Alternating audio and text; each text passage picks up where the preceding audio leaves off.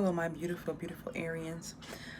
If you stumbled upon my card reading, it is because you're looking for a higher perspective on life, a deeper meaning to life.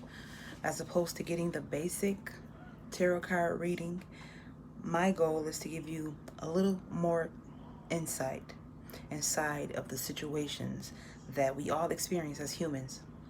So I put a few cards from my Buddha deck for you guys, and these cards explain how to literally deal with some situations in life. And just because one card may apply to one situation, one card may also apply to many situations. So let's begin with the first card for you beautiful Arians. It says, if you cannot quieten yourself, what will you ever learn? How will you become free? All learning happens through meditation. It does not happen through study. This is accumulation of information. It is not learning. Always be alert about borrowed knowledge. Howsoever precious it appears, it is all false. Pseudo for you. It is true for Buddha, true for Jesus, true for Krishna, but not for you. Buddha had scriptures available. He could have learned the Gita so absolutely that he would have been able to repeat it just from memory. But then he would have missed Buddhahood. In Jesus' times, Old Testament was available. But Jesus tried to find out the truth for himself. This is something very essential to understand. Truth has to be found by one's self. It is only by experiencing truth on your own that freedom happens. Freedom is the fragrance of the experience of truth. So this card is asking you to find quiet time so that you can literally find your own truth. See, our truth literally lives within us. And when you find the time to meditate and you quiet your mind and you quiet the things that's going on in your environment, you find a peace. And that specific peace gives birth to knowledge and wisdom, natural, because our DNA has wisdom embedded within it. So when we find time to connect with ourself, our oneness with ourself, in God's consciousness, we tap into the flow and the energy of wisdom, natural wisdom. And our experiences in life also give birth to wisdom, deep, profound wisdom that the average human mind wouldn't even be able to seek or see or understand. The next card says, with gentleness, overcome anger. With generosity, overcome meanness. With truth, overcome deceit. Anger contains energy. You cannot simply throw it away. It is your energy. Throwing it away will make you weak. Energies are not to be thrown away, but to be transformed. Let your anger be transformed into gentleness. It is an alchemical process. It is not morality. It is alchemy. It is the science of the soul. Through meditation, anger slowly disappears, and its energy becomes available and becomes gentleness. You will be surprised to know that if you suffer from great anger, you have great potential for gentleness. Anger simply shows that you have great energy. A man without anger is impotent. He has no energy. A man who cannot be angry cannot be gentle either. Don't repress meanness. Don't destroy meanness. But with generosity, transform it into a generous consciousness. Let me read it over. But with generosity, transform it into a generous consciousness, into sharing. That is so deep. That is so deep. Because it's like asking you to never try to throw a part of your personality away or meanness away. You know, just embrace it.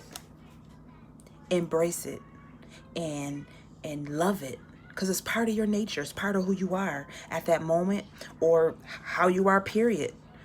Embrace it. But our goal in life, first, I'm gonna say this: to live life is to experience love, hate, and anger. Ultimately, the goal is to learn to live in a balance of all of them. Learn to live in flow with all of them, but not letting either of them consume your state of consciousness. Because you don't want to be any of all of those, too much of any of all of them. You want to be able to be attached to all of them, but also be detached, where you leave in a space to be able to think fluidly, to be able to respond instead of react fluidly. Like, you want to be as the wind and as the ocean, as the water, like being able to just go with the flow of life instead of against it. The next card, it says, it is better to conquer yourself than to win 1,000 battles. Then the victory is yours. It cannot be taken from you, not by angels or by demons, heaven or hell. Remember, only that which cannot be taken away from you is yours. Anything that can be taken from you is not yours. Don't cling to it, because the clinging will bring misery to you. Do not be possessive of anything that can be taken from you, because your possessiveness will create anguish for you. For you will create anguish for you. Abide with that which is really yours, which nobody can take from you. It cannot be stolen. You cannot be robbed of it. You cannot go bankrupt as far as it is concerned. Even death cannot take it. If you have conquered your consciousness, then the body will be burned, turned to ashes, but you will not be burned. You will remain forever. You are eternal, but this eternity can be known only when you become a master of your own. Only when you become a master of your own emotional state. Only when you become a master of exactly how you respond to people or how you react to people. When you become a master of the craft of the energy and every emotional state that you can emit from your being. When you become a master of it, it's when your life truly begins to be lived. Because now you're not letting nothing and no one control your emotional space, your state of emotion. No one is controlling that. And when you allow someone else to control that, know that that literally is you giving your power away to someone else external to who you are. You are powerful. You create your own life. Our life is created from the inside. So whatever you carry on the inside of you is going to come outward. So be mindful. And being mindful is having a state of focus, having a space to focus, having that meditative state of mind, even when you're not sitting to meditate. Whatever you practice the most, you become a master of. So be aware of what you're becoming a master of, because it literally co-creates itself in your external environment all the time, 24/7. Your last card, it says, free yourself from the attachment. We just got finished talking about being attached and detached at the same time. This is gonna be, I never even read these cards. Some of them I've read, some of them I haven't read, but this one I have not read at all. Free yourself from attachment. It says, why do people live in such misery? For the example, reason that they cling to things. The moment you cling, you are creating misery for yourself, because nothing is going to be permanent here. Life is a river. It goes on, moving, changing. You can't even predict the next moment. So if you cling to something and the next moment you find it slipping out of your hands, you will be great pain. You will be in great pain and great misery. And the irony is, if you don't lose it, if you don't lose it and it remains with you, fulfilling your desires, then too, one day you are going to be very fed up, because the mind always requires the new to remain to remain distracted. The mind is always searching for novelty, for something new. So in order to let new in, first and foremost, you have to be willing to live in balance. Live simultaneously attached and detached, where you have enough room to grow and evolve. Because you don't want to be more of one or the other.